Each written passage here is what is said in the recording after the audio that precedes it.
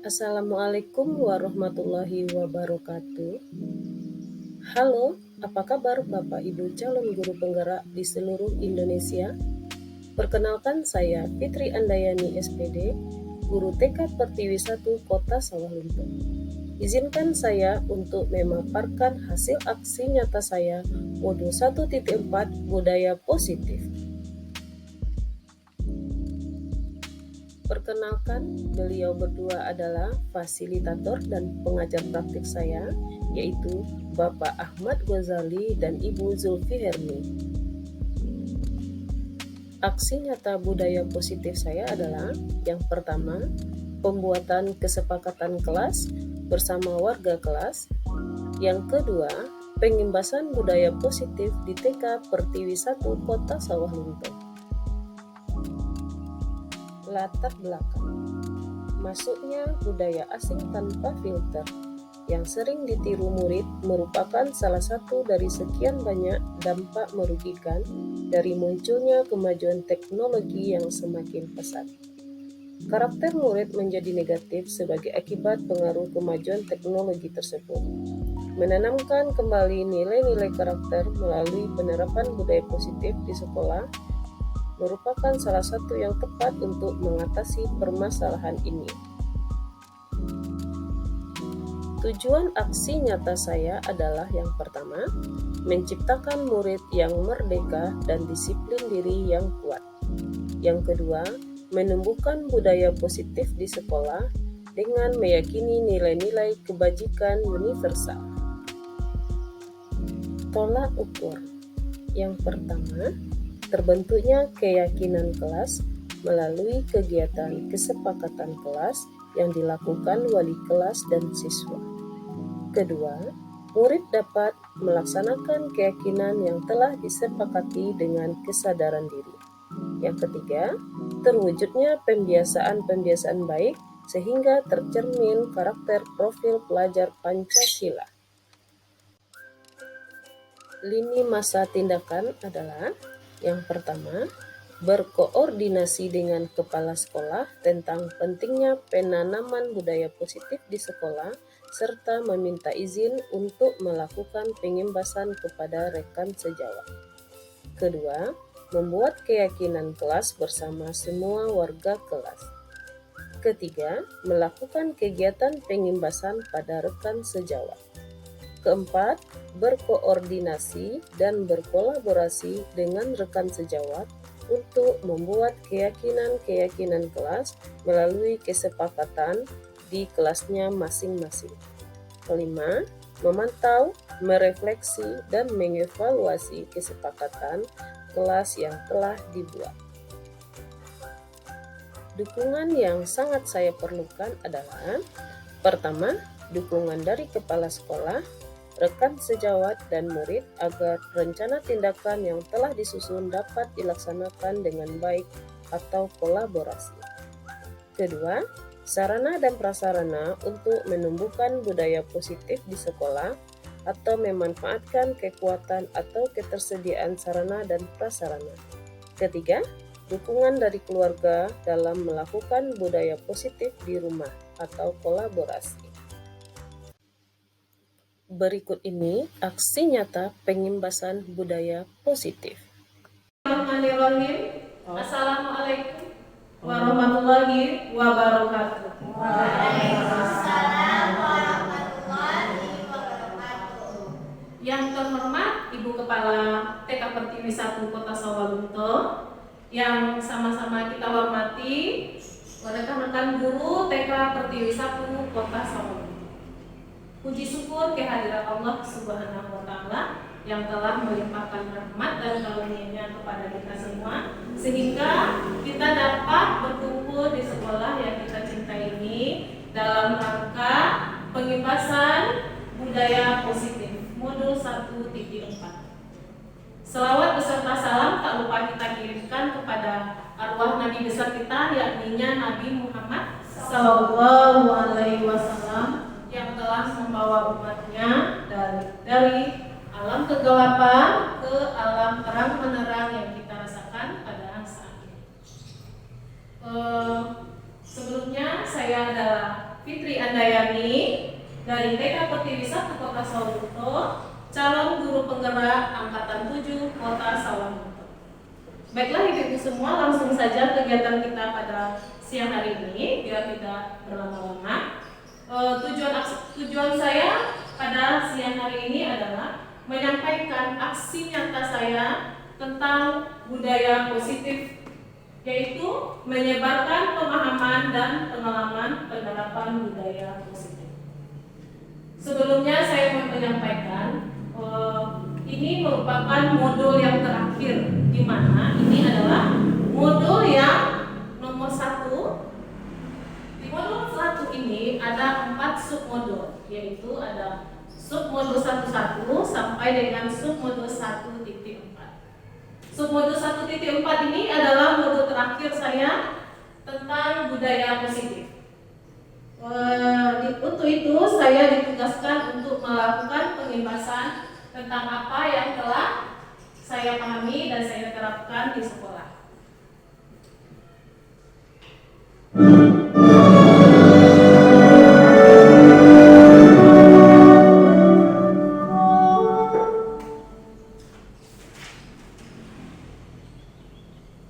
Selamat datang kepada para guru TK Pertiwi 1 Kota Sawalunto. Terima kasih karena sudah hadir mendengarkan penjelasan saya, yaitu mari kita belajar bersama, berkolaborasi, saling mendukung demi mewujudkan disiplin positif di sekolah kita yang tercinta. Baiklah, ibu-ibu semua, sebelum kita mulai materi kita pada siang hari ini, saya mau memberikan pertanyaan pemantik kepada ibu-ibu semua dulu ya. Bagaimana ibu-ibu? Oke, saya mau bertanya dulu. Ini ada pertanyaannya nanti setuju dan tidak setuju. Setuju ya ibu-ibu? Ini yang pertama tentang hukuman. Coba ibu-ibu, itu hukuman dapat mendisiplinkan anak. Menurut ibu-ibu bagaimana? Hukuman apakah bisa mendisiplinkan anak-anak? Tidak? Nah, itu menurut Ibu Rena dan Ibu Cici. Ibu lainnya ada yang bisa memberi tanggapan yang lain? Ada? Tergantung? Ya, tergantung hukumannya. Selanjutnya yang kedua, pemberian hukuman dengan hal positif seperti membaca dan membersihkan halaman sekolah dapat meningkatkan disiplin anak. Bagaimana menurut ibu-ibu? Setuju atau tidak setuju? Bagaimana Bu? Setuju? Nah, kita sepakat ini setuju ya. Yang pertama tadi jawabnya tidak atau ada yang tergantung hukumannya. Yang kedua itu jawabannya setuju. Yang ketiga, memberi penghargaan dapat meningkatkan motivasi belajar anak. Apa ibu? Setuju atau tidak setuju? Setuju. Oke, kita sepakat yang dari yang tiga ini. Yang pertama itu tidak setuju atau tergantung hukumannya. Yang kedua itu ibu-ibu menjawab setuju. Yang ketiga juga setuju. Baiklah, ini semua nanti akan kita lihat setelah materi yang mau saya sampaikan ini. Nanti ini ada ilmu baru yang ibu bisa ibu sampaikan dan ibu terapkan di sekolah ibu masing-masing. Oke, kita lanjut ya ibu.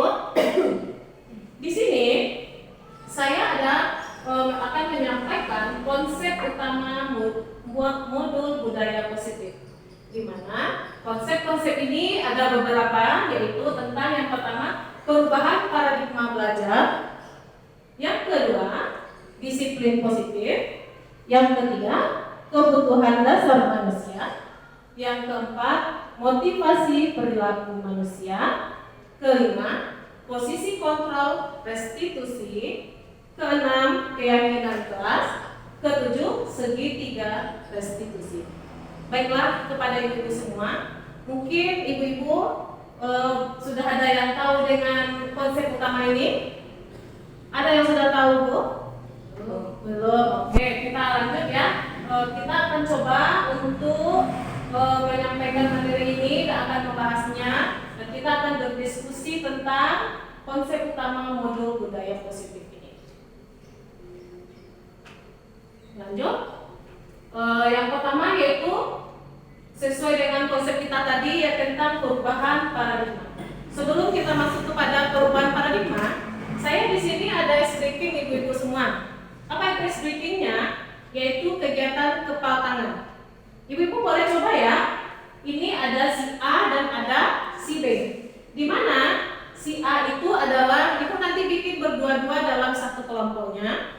Di mana si A itu adalah contohnya Bu Rini dan Bu Yanti. Bu Rini adalah kelompoknya, Bu Rini menjadi si A dan Bu Yanti menjadi si B. Boleh ibu lain juga begitu ya, berdua-dua. Nanti si A tugasnya sobeklah secari kertas kecil. Kemudian tuliskan benda atau sesuatu yang sangat berharga untuk Anda. Letakkan di salah satu tangan Anda dan genggam benda sesuatu tersebut dengan segala daya. Kemudian buatlah sebuah kepala. Si B tugasnya dia mencoba dengan sekuat tenaga dan berbagai cara untuk meminta Anda memberikan benda tersebut. Si B bisa membujuk, mengancam, menghardik, merayu, menyuap, apa saja agar dapat membuka kepalan tangan Anda. Apa yang terjadi? Sekarang boleh ibu coba. Sudah ibu coba? Nah, jadi saya mau bertanya kepada ibu-ibu. Kepada ibu inilah saya mau bertanya, bagaimana ibu ini yang sebagai si A? Apa yang ibu ini lakukan sebagai si A? Apakah ibu membuka atau menutup tangan ibu? Tidak akan membuka. Bagaimana ibu? Tidak akan membuka tangan. Kenapa ibu tidak membuka tangan ibu? Karena ini profesi saya. Oh, tidak ingin rahasia suatu orang, seorang pun yang tahu apa yang saya tulis sama saya genggam. Ya ibu, berarti di sini Bu Rini dia tetap teguh berdirian ya Bu ya. Dia tidak mau membuka apa yang ada di kepala tangannya. Berarti dia tidak mau membuka yang ada ditulisnya atau sesuatu yang diinginkan. Oke, kepada Bu Cici apa? Kalau sebagai si B, apa yang Bu Cici lakukan? Kalau saya sebagai si B akan selalu berusaha merayu bagaimana si A itu bisa membuka kepala tangannya. Ya. Merayu. Kalau si B, ya kita sebagai si B di sini berusaha, pasti selalu berusaha untuk melakukan itu. Kenapa? Karena kita pasti berusaha menginginkan apa yang kita inginkan kan ibu-ibu. Jadi kita berusaha merayu, membujuk jika perlu ada orang yang melakukan hal-hal yang negatif untuk melakukan yang kita inginkan. Contoh sekarang ini adalah si A dan si B. Si A itu adalah anak didik kita. Si B itu adalah kita sebagai guru. Di mana si A nantinya, di mana si B kita yang sebagai guru ini, dia berusaha membujuk, merayu atau berusaha melakukan hal sesuatu untuk menginginkan apa yang diinginkannya. Contohnya dia mau menginginkan anaknya melakukan kegiatan yang itu, tetapi padahal anak itu tidak mau melakukan itu. Si A berusaha dia dengan dirinya sendiri, dia tidak mau. Jadi sebagai guru kita tidak boleh melakukan yang seperti itu. Kita tidak boleh melakukan kegiatan yang mengancam anak, melakukan kegiatan yang memaksakan kehendak kita. Di mana? Mengapa seperti itu? Sebagai guru, kita ini sebaiknya melakukan kegiatan yang sesuai dengan kodrat anak. Mengapa seperti itu? Anak kita ini berbeda-beda ya Bu ya. Anak kita ini unik ya Ibu ya, Bu Ena. Ya, anak kita ini unik, pasti memiliki kodrat yang berbeda. Ada yang maunya kegiatannya seperti ini, ada yang maunya kegiatannya seperti itu. Berarti kita ini tidak boleh memaksakan kehendak kita semua. Ya, begitu maksudnya Ibu. Ini maksud dari paradigma ini, bahwa kita sebagai guru tidak boleh memaksakan kehendak kita kepada anak didik kita. Oke Bu, kita lanjut ya. Nah, ini tentang paradigma tadi. Di mana pada pembelajaran dengan paradigma ini, pembelajaran dengan paradigma baru dirancang berdasarkan prinsip pembelajaran yang berdiferensiasi, sehingga setiap siswa belajar sesuai dengan kebutuhan dari tahap perkembangannya untuk mewujudkan profil Ibu-ibu semua, di sini ada pembelajaran berdiferensiasi. Maksudnya di sini adalah sama dengan kepalan tangan tadi. Kita ini sebagai guru harus belajar sesuai dengan minat anak. Berarti kita tidak boleh memaksakan kehendak kita kepada anak didik kita.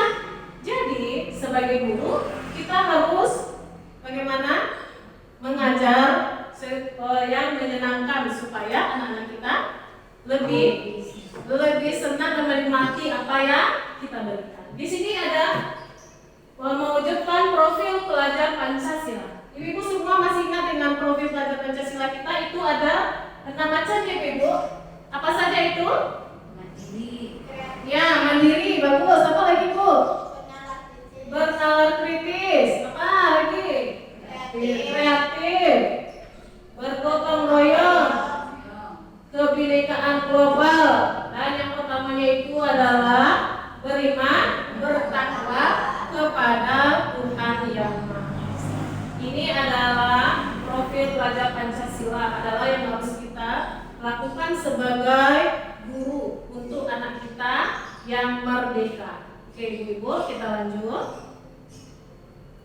Di sini ada disiplin positif. Sebelum kita lanjut, saya mau bertanya dulu kepada ibu-ibu semua, apa itu disiplin? Mengapa harus disiplin? Apa Ibu? Siapa yang bisa menjawab pertanyaan saya? Apa itu disiplin? Apa Bu?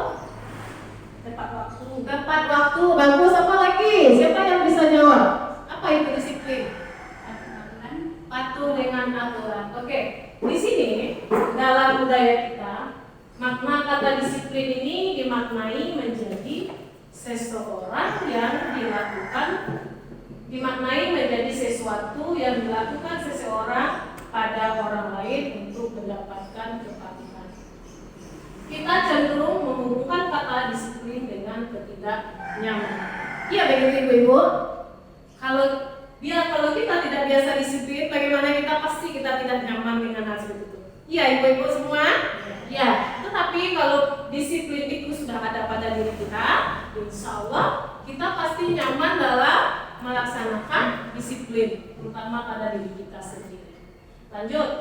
Di sini sebagai pendidik, tujuan kita adalah menciptakan anak-anak yang memiliki disiplin diri, sehingga mereka bisa berperilaku dengan mengacu pada nilai-nilai kebajikan universal dan memiliki motivasi intrinsik bukan ekstrinsik. Di sini ada motivasi intrinsik bukan ekstrinsik. Maksudnya, disiplin itu kalau dapat kita sebagai guru TK, apalagi kita mengajar di usia dini ini, kita usahakan anak-anak kita ini dari sekarang sudah kita tanamkan disiplin. Disiplin diri untuk apa? Supaya anak-anak kita ini sudah terbiasa disiplin. Disiplin diri itu namanya adalah intrinsik.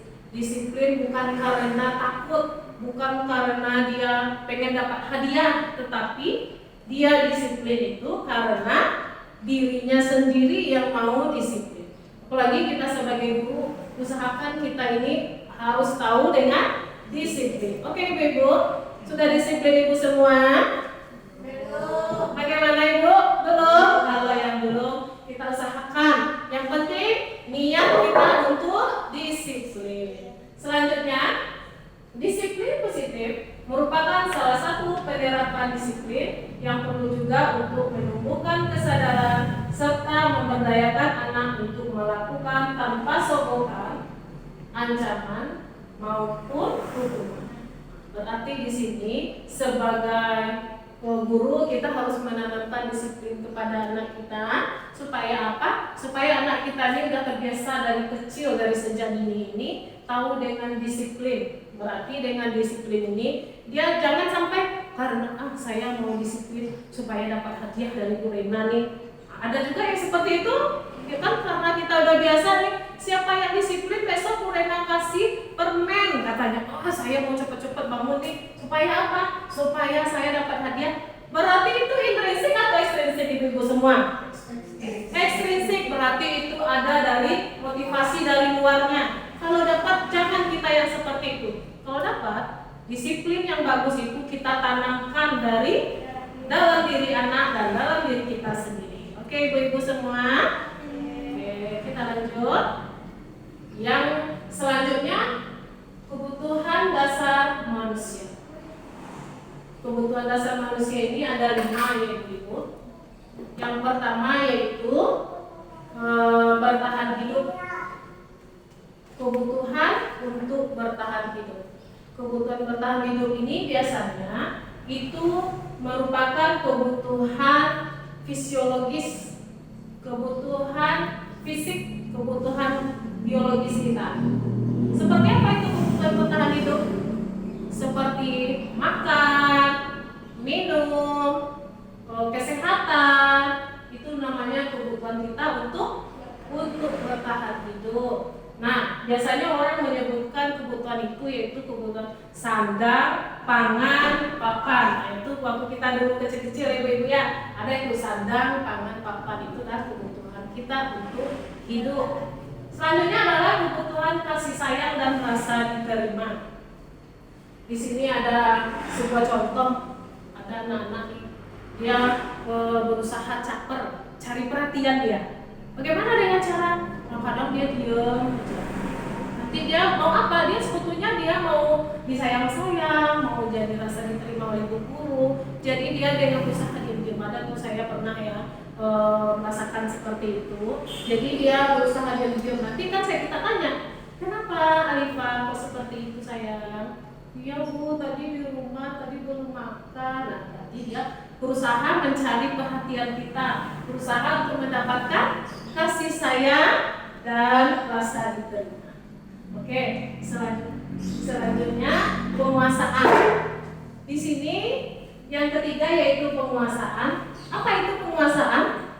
Penguasaan itu biasanya saya lihat di TK itu ada ya, anak ini dia suka berkuasa. Ada seperti itu ibu-ibu? Dia mau berkuasa, dia mau mainkan itu dia semuanya. Dia mau tempat itu punya dia aja semuanya, atau dia menuruti kehendak dia aja semuanya. Itu adalah penguasaan. Berarti dia mau berkuasa. Nah, itu juga kebutuhan dasar kita, kebutuhan dasar manusia. Ada kan juga kalau orang besar juga ada seperti itu ya ibu. Mau berkuasa dan ibu-ibu pasti ada. Ya, pasti ada. Selanjutnya adalah kebebasan. Kebebasan ini adalah kebutuhan dasar manusia, yaitu kita ingin bebas. Maksudnya kita ingin bebas ini kita tidak terkekang, kita ini tidak diatur-atur. Makanya kita ini mau memiliki kebutuhan dasar untuk bebas. Selanjutnya ada kebutuhan dasar untuk kesenangan. Kita ini sebagai manusia yang normal, pasti kita menginginkan kesenangan. Ibu-ibu semua kita mau senang? Ada yang mau sedih aja kan? Nah, pasti kita juga mau senang. Kalau kita lagi sakit pasti juga mau senang. Kalau kita lagi stres pasti mau senang. Jadi kesenangan ini adalah kebutuhan dasar kita. Yang pertama tadi kebutuhan bertahan hidup, yang kedua kasih sayang dan rasa diterima, yang ketiga adalah penguasaan, keempat adalah kebebasan, kelima adalah kesenangan. Itu adalah kebutuhan dasar kita yang harus dipenuhi sebagai manusia. Kita lanjut. Ini ada namanya motivasi perilaku manusia. Ibu-ibu semua tahu tak apa itu motivasi? Apa ibu motivasi? Dorongan, ya. Motivasi merupakan adalah suaranya mana ibu-ibu? Udah ngantuk siang-siang? Suka ngantuk dan capek ya. Motivasi merupakan dorongan yang timbul pada diri seseorang secara sadar atau tidak sadar untuk melakukan sesuatu tindakan dengan tujuan tertentu. Ini ada beberapa tentang perilaku manusia tentang motivasi. Di sini yang pertama adalah menghindari ketidaknyamanan atau hukuman. Di sini contohnya, murid melakukan disiplin diri karena ia takut dihukum. Ini merupakan motivasi ekstrim. Nah, seperti yang tadi pertanyaan pemantik kita tadi, berarti dia mau disiplin saya mau datang tepat waktu. Kalau tidak tepat waktu nanti saya dihukum sama Bu Cici. Akhirnya dia bagaimana? Dia tepat waktu untuk pergi ke sekolah karena dia takut dihukum. Dia berusaha untuk disiplin. Itu namanya motivasi ekstrinsik karena itu dari lu. Selanjutnya mendapat imbalan atau penghargaan dari orang lain. Nah, ini juga termasuk kepada yang pertanyaan pemantik kita tadi ya Ibu. Contohnya murid melakukan disiplin diri karena ia ingin mendapatkan imbalan. Ini merupakan motivasi ekstrinsik. Nah, ternyata untuk memberikan penghargaan itu juga termasuk motivasi ekstrinsik, juga termasuk motivasi yang tidak bagus. Kenapa? Murid tersebut melakukan disiplin diri karena dia mau mendapatkan hadiah, mau mendapatkan penghargaan. Tetapi kalau coba misalnya Bu Rena tidak mau ngasih hadiah besok lagi, Bu Rena besok lupa ngasih dia. Ternyata besoknya dia mau sekolah, dia tidak mau datang cepat lagi. Kenapa? Bu Rena lupa memberi dia hadiah. Bagaimana Ibu-ibu? Penghargaan itu termasuk motivasi disiplin diri yang baik apa tidak? Tidak ya Ibu ya. Berarti untuk hukuman dan penghargaan itu termasuk sekarang ini saya juga baru tahu Ibu-ibu. Saya pribadi untuk di rumah juga melakukan penghargaan itu kepada anak-anak saya sendiri untuk motivasi. Ternyata setelah saya belajar di modul budaya positif ini, penghargaan itu tidak boleh lagi diberikan kepada anak kita karena penghargaan itu merupakan bisa merusak dirinya karena itu tidak menanamkan dari diri. Kalau dapat kita ini menanamkan disiplin, menanamkan hal yang baik dari dalam dirinya sendiri. Oke, ini adalah motivasi yang lebih baiknya, yaitu menghargai nilai-nilai kebajikan diri sendiri. Murid melakukan disiplin diri karena sadar akan nilai kebajikan dirinya. Ini merupakan motivasi intrinsik.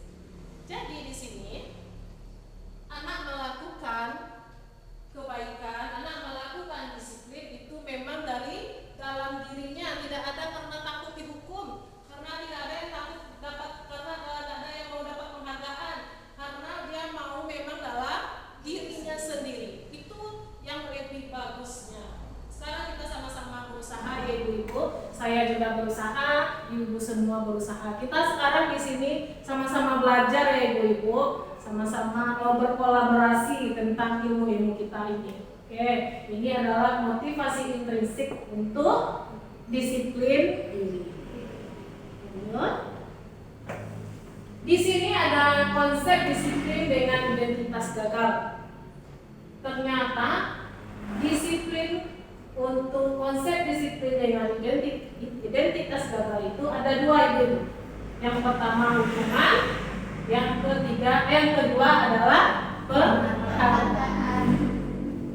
Hukuman yaitu hukuman itu menyakitkan bagi yang mendapatkan hukuman. Ya enggak Ibu? Ya. Hukuman menyakitkan? Ya. Ya, itu hukuman. Jadi kalau dapat kita jangan memberikan hukuman.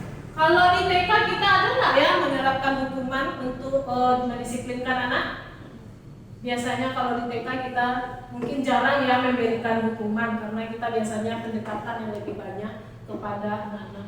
Tapi kalau biasanya kalau pribadi saya melihat hukuman itu adalah untuk tingkat pendidikan di atas kita ya Ibu-ibu, karena dia sudah lebih besar jadi dia biasanya berdisiplin dengan hukum.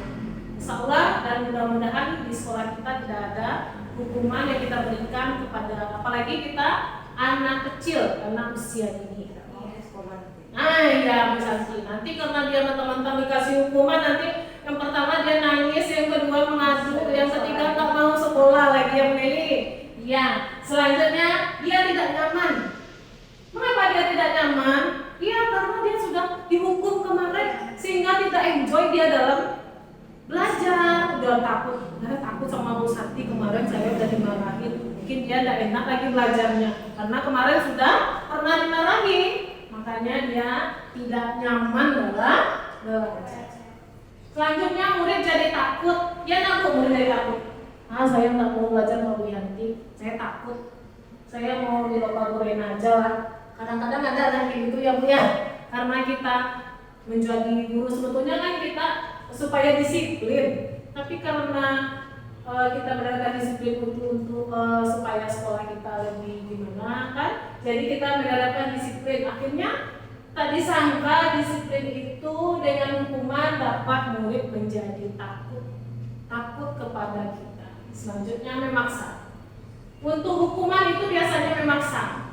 Kalau tidak dilakukan pasti dapat hukuman. Makanya memaksa kita. Selanjutnya murid menyembunyikan kesalahan. Iya dari murid. Misalnya dia sudah menjatuhkan buku teman. Kita tanya, "Hai Budi, kamu menjatuhkan buku temannya Budi?" Pasti dia jawabnya tidak. Kenapa? Dia takut kena hukuman. Jadi dia berbohong. Jadi makanya hukuman ini bisa membuat murid menyembunyikan kesalahan sehingga murid bisa jadi berbohong. Iya Ibu? Iya. Selanjutnya murid menjadi rendah diri. Nah, untuk konsep disiplin dengan identitas negara yang kedua adalah penghargaan. Yang pertama tidak efektif. Iya tidak efektif. Seperti yang tadi ya, dia mau melakukan disiplin karena mendapatkan dengan mendapatkan hadiahnya, makanya dia mau melakukan disiplin, makanya tidak efektif. Selanjutnya merusak hubungan. Contoh, misalnya si A, kita berikan pertanyaan ini dalam lokal ya, kita bertanya. Nah, setelah itu si A ini selalu menjawab. Nanti ada lagi pertanyaan, si A ini selalu menjawab. Ada lagi si A lagi senang. Apa kata si B? Si A aja yang terus menjawab. Saya tidak dapat. Sehingga dia tidak mau berteman dengan si A.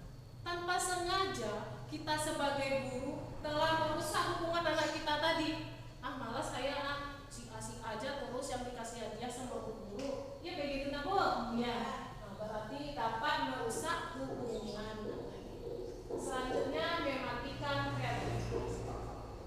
Maksudnya di sini kita sudah memberikan penghargaan kepada anak kita nih tentang harga, memberikan penghargaan karena dia mendapatkan nilai yang bagus. Ternyata dengan dia diberikan penghargaan, anak-anak tersebut dia tidak mau belajar yang lebih rajin lagi, sehingga dia dapat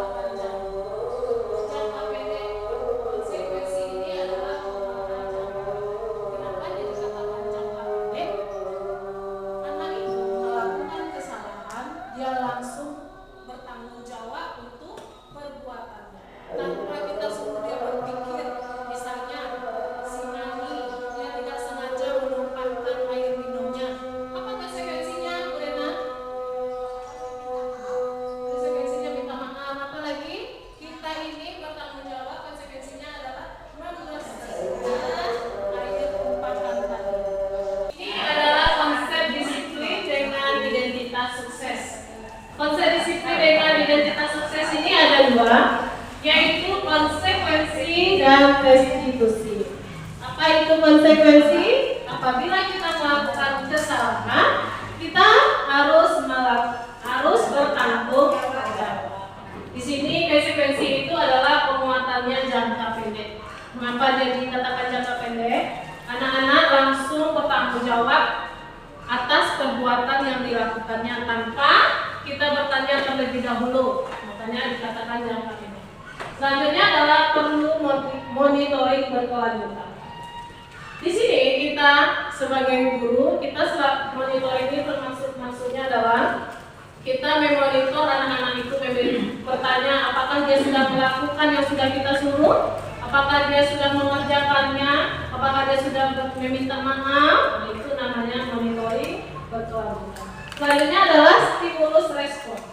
Stimulus ini adalah kita sebagai guru, misalnya si Ani, kamu menumpahkan minumannya tadi ya, direspon, kemudian apa katanya?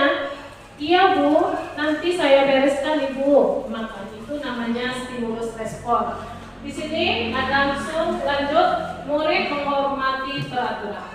Jadi pada konsekuensi ini, murid menghormati peraturan.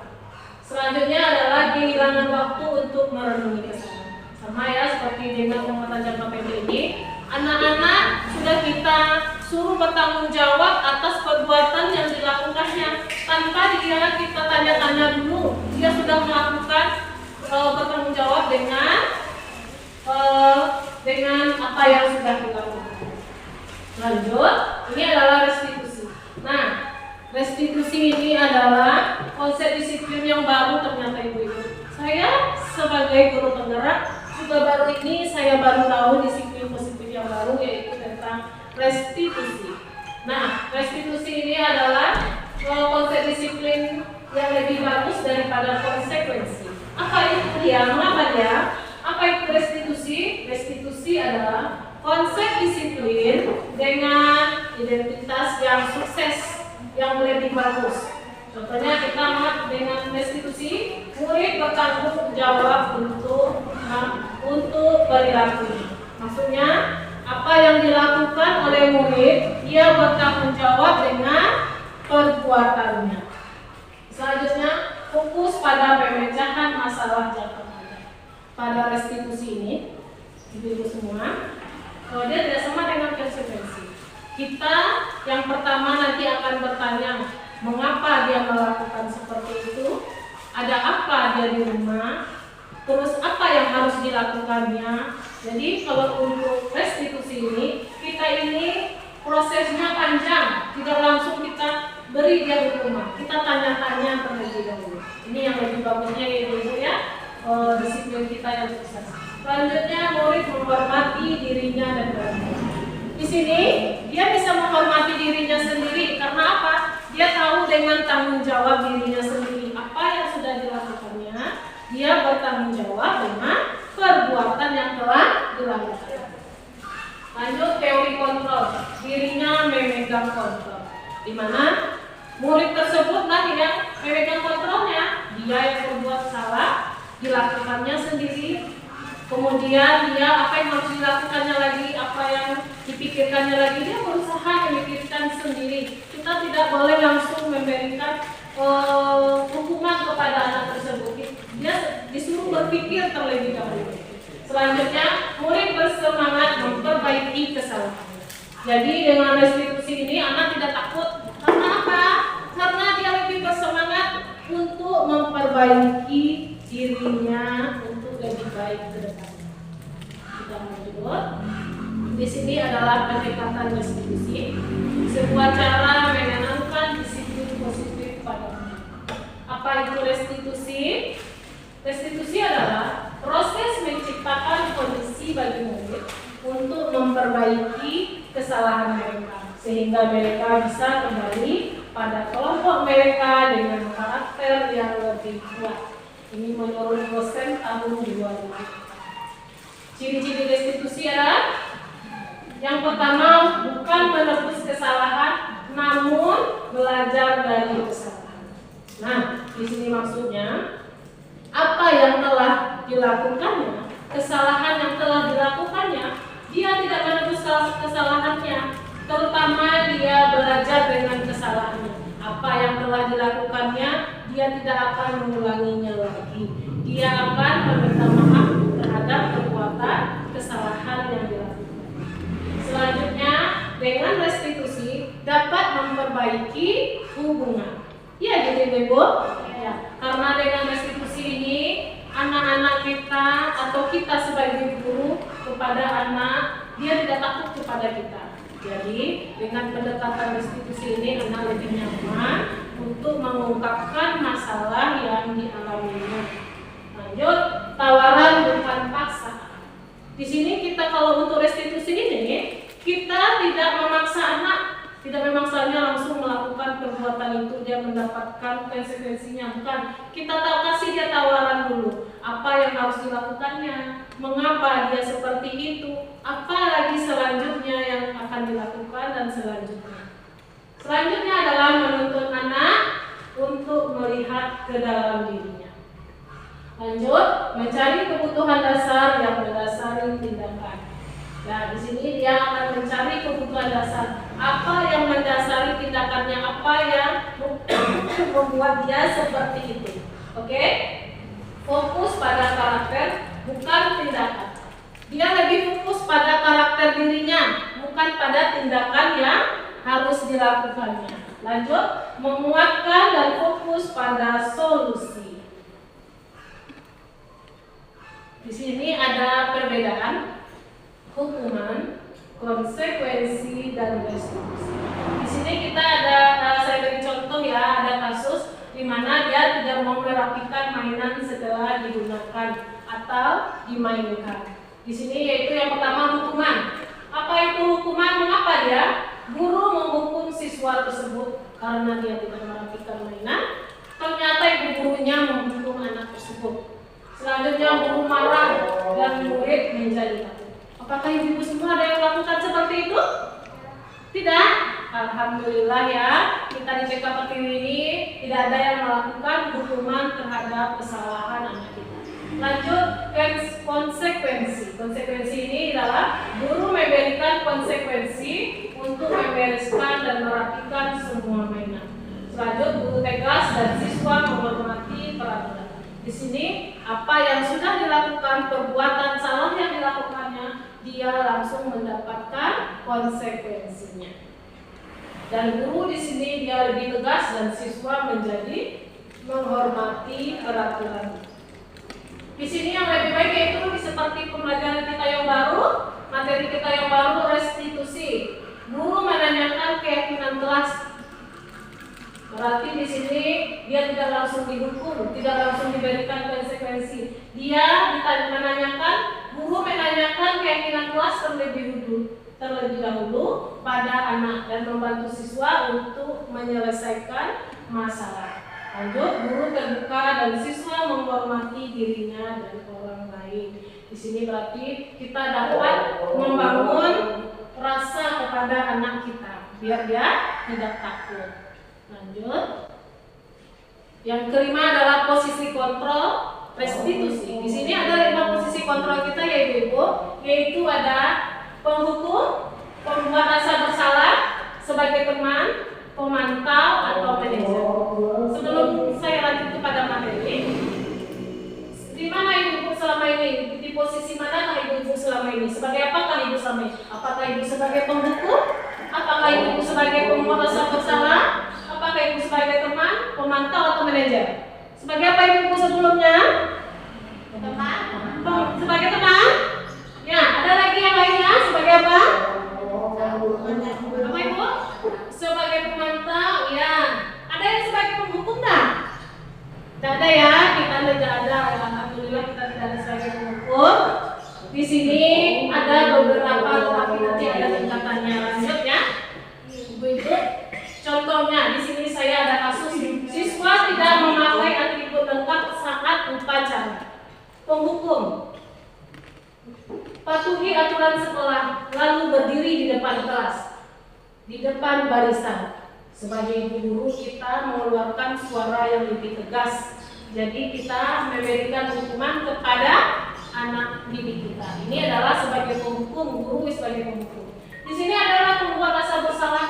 Biasanya pembuat rasa bersalah ini wajahnya lebih sedih, lebih mendekat. Kalau untuk penghukum ini lebih tegas suaranya. Kalau ini dengan cara begini, berapa kali ibu harus memberitahu kamu, ibu sangat kecewa sama kamu.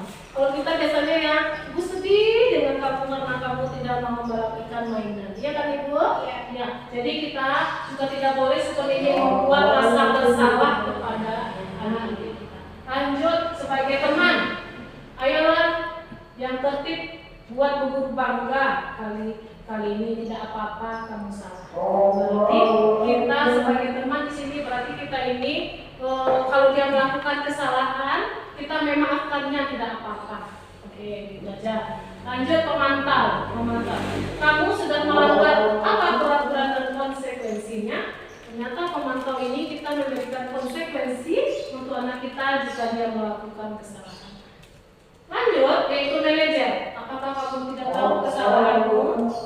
Kira-kira bagaimana kamu akan memperbaiki kesalahanmu? Nah, ini adalah posisi kontrol yang lebih baik, yaitu sebagai manajer. Kita ini sebagai di sini yang paling bagusnya manajer, kita berusaha untuk melakukan sebuah pertanyaan-pertanyaan kepada anak kita dan tidak langsung untuk menghukumnya dan tidak membuat dia untuk merasa bersalah dan sebagai teman atau pemantau dia. Kalau dapat kita ini adalah sebagai manajer. Lanjut. Ini adalah keyakinan kelas. Mengapa keyakinan kelas? Mengapa tidak peraturan kelas saja? Di sini ada pertanyaannya ibu. Mengapa kita memiliki peraturan tentang penggunaan helm pada saat mengendarai kendaraan roda 2 atau motor? Mengapa ibu? Supaya apa? Supaya aman, ya, itu untuk keselamatan kita, supaya aman, supaya selamat. Lanjut yang kedua, mengapa kita memiliki peraturan tentang penggunaan masker dan mencuci tangan setiap saat? Menjaga kesehatan. Nah, untuk menjaga kesehatan. Ini termasuk adalah keyakinan kita yakin. Karena kita yakin kita mengendarai sepeda motor kita menggunakan helm. Dia boleh nih, kita menggunakan helm supaya aman untuk menjaga keselamatan. Mengapa mencuci tangan? Mengapa memakai masker? Karena keyakinan kita juga. Mengapa? Supaya sehat. Tapi kalau peraturan contoh, kalau mau ke pasar waktu dulu ya, waktu kita masih zaman corona, kalau ibu-ibu mau ke pasar harus memakai masker, kata Pak Polisi, halo. Kalau tidak memakai masker nanti ada peraturannya. Ternyata kalau kita diwajibkan untuk memakai dan melakukan sesuatu itu namanya peraturan. Kenapa dia peraturan? Kita melakukan sesuatu itu karena takut nanti kena sanksi. Kalau keyakinan itu maksudnya yang sudah dari dalam diri kita. Ada orang dia mau pakai masker karena takut sama Pak Polisi. Ada orang mau pakai masker karena dia tahu itu untuk kesehatan. Ya, Bu ini untuk kesehatan. Lanjut. Ini adalah kegiatan membuat keyakinan kelas. Di sini saya membuat keyakinan kelas, di mana yang pertama untuk membuat keyakinan kelas ini saya berdiskusi tentang peraturan. Saya bersama anak-anak, bersama warga kelas, semua anak-anak berdiskusi, bertanya dulu apa keyakinan kelas yang harus kita buat. Di dalam kelas itu kita bukan membuat peraturan, kita membuat keyakinan kelas. Jadi kita tanya dulu kepada anak kita, apa keyakinan kelas kita yang bagus untuk sekolah atau kelas kita menjadi baik. Lanjut, setelah kita bertanya dan berdiskusi, nanti kita merumuskannya dengan menuliskannya di karton. Biar lebih menarik, kita kasih karton yang warna-warni. Lanjut, setelah itu kita pemberian tanda dan sudah disepakati, tanda kita sudah sepakati, kita beri tanda. Kenapa diberi tanda? Tanda sudah disepakati. Kalau untuk anak TK, dia tidak bisa tanda tangannya ibu. Jadi saya beri dengan simbol bintang. Anak-anak menempel bintang satu persatu. Sebelumnya saya suruh dia membuat nama. Setelah itu baru tempel bintangnya di keyakinan kelas. kelas yang telah disepakati. Lanjut. Ini adalah keyakinan kelas saya, yaitu yang pertama, datang ke sekolah tepat waktu. Yang kedua, berbicara sopan. Ketiga, membuang sampah pada tempatnya. Keempat, membereskan mainan. Kelima, saling menyayangi. Ini adalah contoh keyakinan kelas saya ya di dalam lokal TK Pertiwi 1. Lanjut. Bagaimana cara pembentukan keyakinan kelas itu? Di sini caranya pertama adalah lebih abstrak dari peraturan. Yang kedua, berupa pernyataan universal. Yang ketiga, dibuat dalam bentuk positif. Yang keempat, sedikit saja agar mudah diingat. Dia tidak perlu panjang-panjang, dia sedikit saja biar diingat. Lanjut, sesuai dengan kondisi kelas dan sekolah agar mudah diterapkan. Jangan yang sulit-sulit kita ibu, yang mudah-mudah aja dan mudah juga untuk diingat dan dilaksanakan.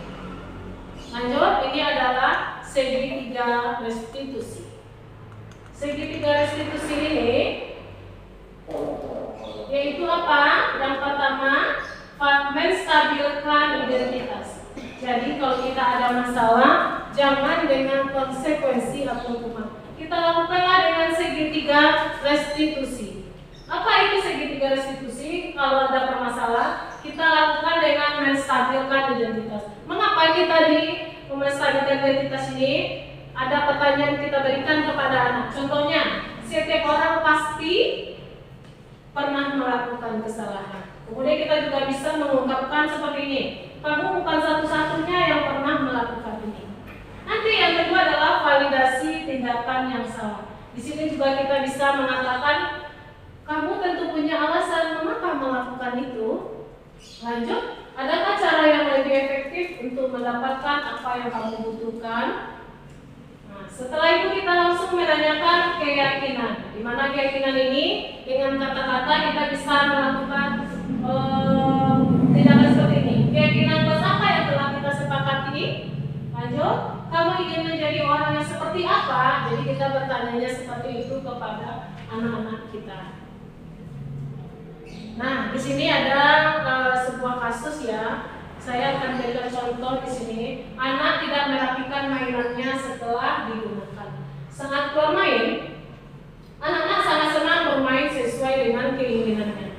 Anak perempuan bermain bombit, anak laki-laki bermain bola, dan ada juga yang sedang bermain alat permainan luar.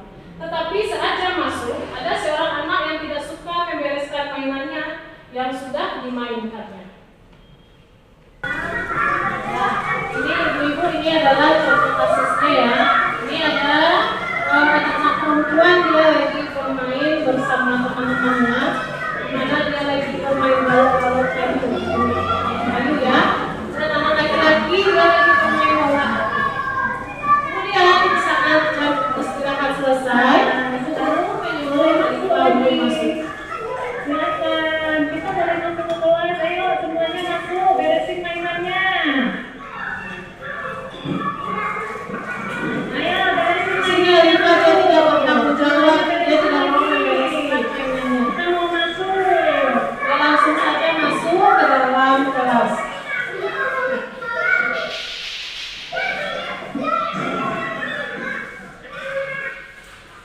Oke. Di sini saya membuat ada segitiga restitusinya.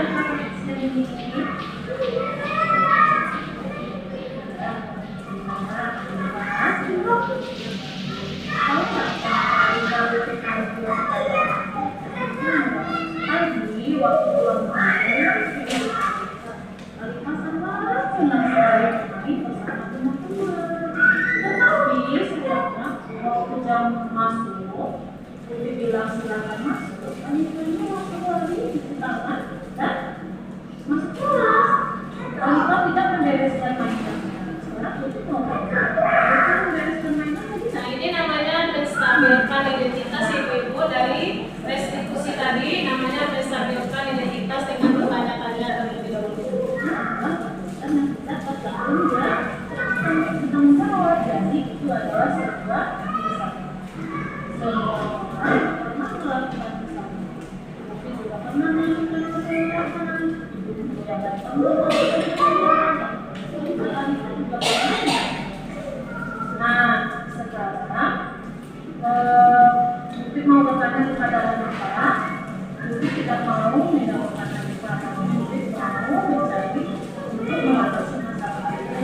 Sekarang kita bercerita dulu deh. Ya, kita tidak mau Nah, ini termasuk validasi tindakan ya Ibu. Dia menanyakan kenapa dia melakukan tidak mau merapikan mainannya. Alifah malas. Ternyata dia malas, dia mau masuk cepat ke dalam kelas karena perutnya lapar.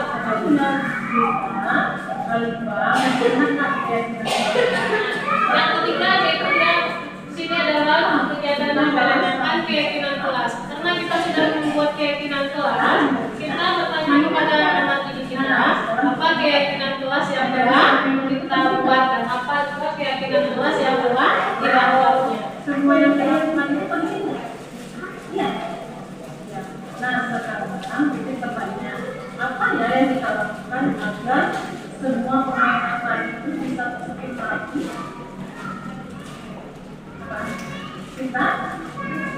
Kita bereskan supaya masalah kita sudah tahu caranya untuk meneruskannya.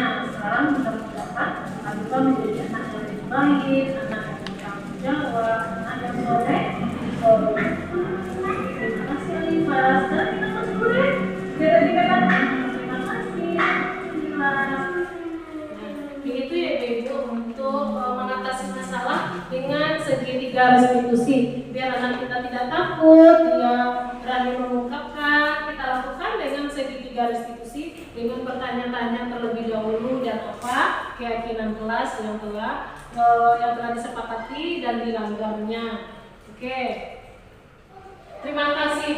Ini sudah selesai, alhamdulillah. Kepada ibu semua ada yang mau bertanya? Nah, alhamdulillah kita hari ini sudah selesai. Saya ucapkan terima kasih kepada ibu semua yang sudah mau mendengarkan penjelasan saya pada siang hari ini. Kalau ada salah dan janggal saya ucapkan maaf karena yang perlu semua itu sebagai manusia kita mempunyai sifat kekhilafan. Baiklah kepada ibu, saya sudahi dengan wabillahi taufik wal hidayah. Assalamualaikum warahmatullahi wabarakatuh. Waalaikumsalam warahmatullahi wabarakatuh.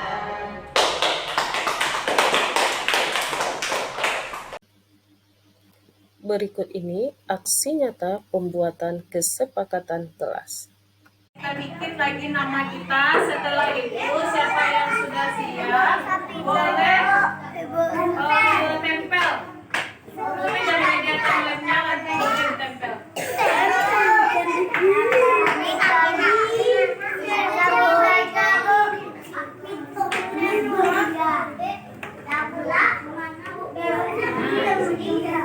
Biar warna oranye ya. Buat nama kita masing-masing. Siapa yang sudah siap? Kita boleh ditempel. Tapi udah siap ini. Kita kasih lem.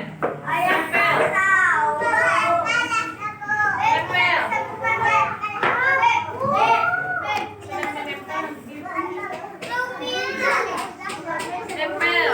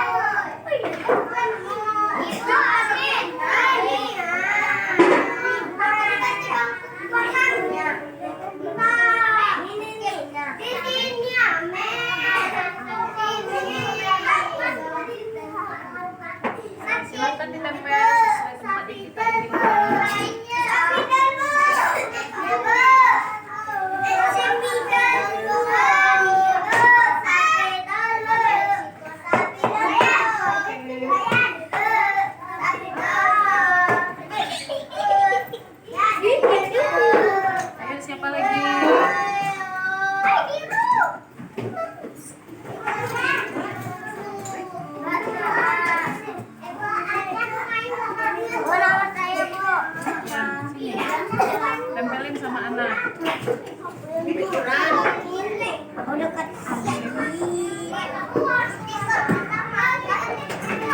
Hebat. Jadi yang bagus saya.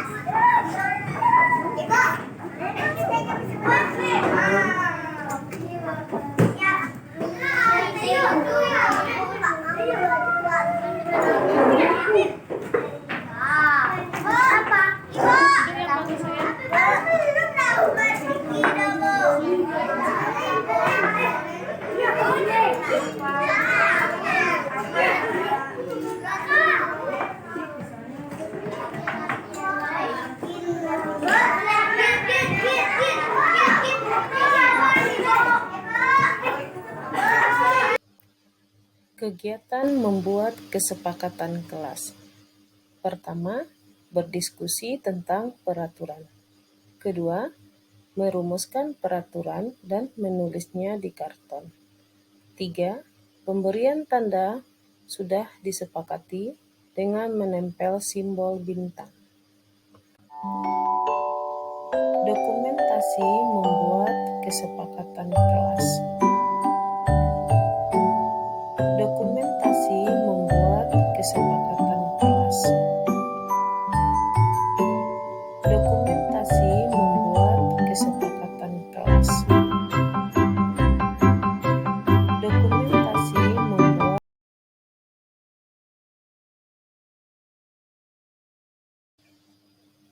Berikut ini aksi nyata segitiga restitusi. Contoh kasus. Anak tidak merapikan mainannya setelah digunakan. Saat keluar main, anak-anak sangat senang bermain sesuai keinginannya.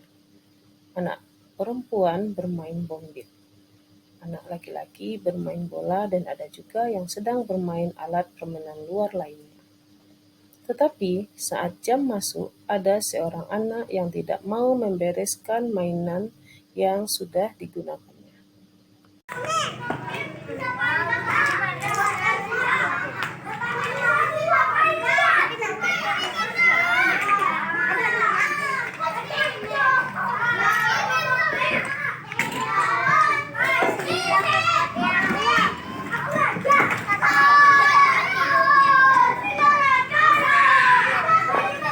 Nah, sekarang boleh masuk lagi. Silahkan, kita boleh masuk ke kelas. Ayo, semuanya masuk, beresin mainannya. Ayo, beresin mainannya dulu. Semuanya beresin lagi. Kita mau masuk.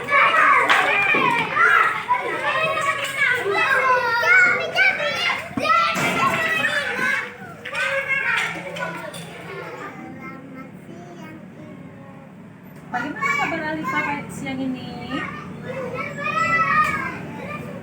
Alhamdulillah, Alifa sekarang alhamdulillah baik. Tahu nggak kenapa Alifa Bupit panggil sekarang? Tadi waktu keluar main, Bupit melihat Alifa. Alifa sangat senang sekali bermain bersama teman-teman. Tetapi sayangnya waktu jam masuk, Bupit bilang silakan masuk, Alifanya langsung lari cuci tangan dan masuk kelas. Alifa tidak membereskan mainannya. Sekarang Bupit mau tanya, Alifa membereskan mainan atau tidak? Tidak. Nah, sekarang Bupit kasih tahu, membereskan mainan itu tidak membereskan mainan itu adalah perbuatan yang tidak bertanggung jawab. Jadi itu adalah sebuah kesalahan. Semua orang pernah melakukan kesalahan. Bupit juga pernah melakukan kesalahan. Ibu guru yang lain pernah melakukan kesalahan. Teman-teman juga, Alifa juga pernah melakukan kesalahan. Nah, sekarang Bupit mau bertanya kepada Alifa.